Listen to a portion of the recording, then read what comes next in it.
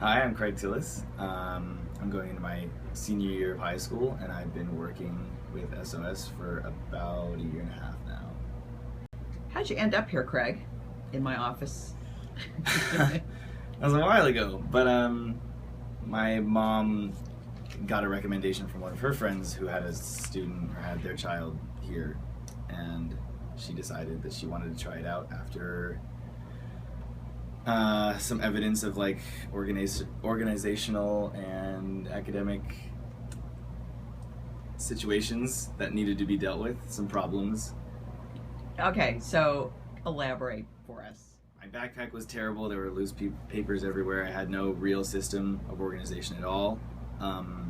Just sort of relying on memory entirely to know or try to know when things had to be done by, and it was proving to be very inconsistent. Why do you think you were able to kind of skate by in middle school and then it all hit the fan, and so to speak, in sophomore year? I don't think that the workload was terribly heavy in middle school, nor was it terribly complex. So I think that having organizational problems was not so bad in those years, just because I didn't have as much that I had to be keeping track of at all. And the things that I did have were just easier. They were simpler assignments or simpler topics. So it was easy to get by on what I just knew and what I could remember, because there just wasn't as much of it. But going into freshman year is pretty similar. Freshman year went pretty well for me, and I was taking pretty simple, easy classes.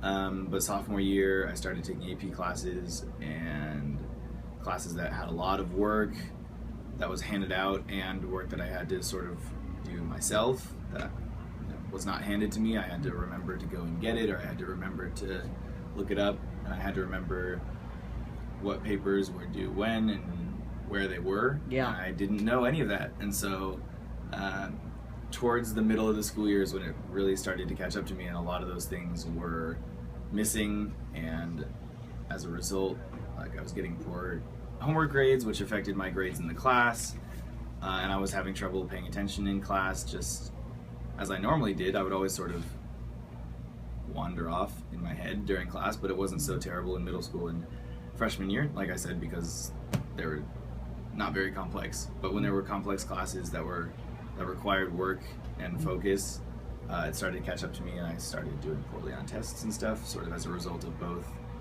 not being able to pay attention and not having the work that I needed to prepare myself. What kind of conflict or stress did that create for you at home? Tell us about that.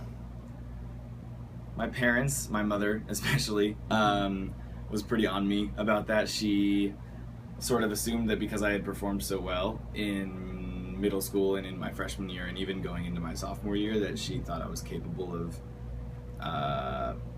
keeping track of work better than I was, and paying attention in class better than I was, and performing well on tests more so than I was. So she just sort of assumed that I was not living up to my own standards or her standards for me, and there was some tension there. And I think that was the reason that she was the one that took the initiative to come and find this place, just to see at least if it worked. So what changes do you think you've made since you've started working here? Like what's different for you as a student now? You're finishing your junior year, and we started January of your sophomore year. So that's a good long journey together we've had, right? It is. All right. It is. So, and I think that, like I said, the majority of it was just sort of brainstorming ideas to keep myself organized and keep myself from being overwhelmed by the amount of work that I was getting, and how to not fall behind on that work. And I think that's probably where most of the improvements came from. I think that we came up with strategies every week, if we needed to, on how to, keep track of my work and scheduling my time around the activities that I do outside of school to finish my homework so that I could turn it in. We even talk about like big tests and finals and stuff, and how to prepare for those, how to study for those effectively. which is something that I never really paid attention to before I came here. I just sort of hoped that I did well on them. Yes. But I think academically I'm just much more in control of everything, of myself and all my things that I need to succeed in school. I think that just she sort of laid down the foundation for myself to be able to not be overwhelmed by the amount of work that I have to do in the later stages of high school. Do you think your parents and your friends notice a difference in you from a year ago? I think my parents definitely do, because they've been keeping such close tabs on my academic progress. Yeah. Just because they're the ones that got me involved here in the first place. So obviously they want to see if they're getting what they came here for, basically, Yes. and what I came here for. Friends, I don't know. I mean, I try not to talk about school around my friends, but obviously I do, because I go to school with them.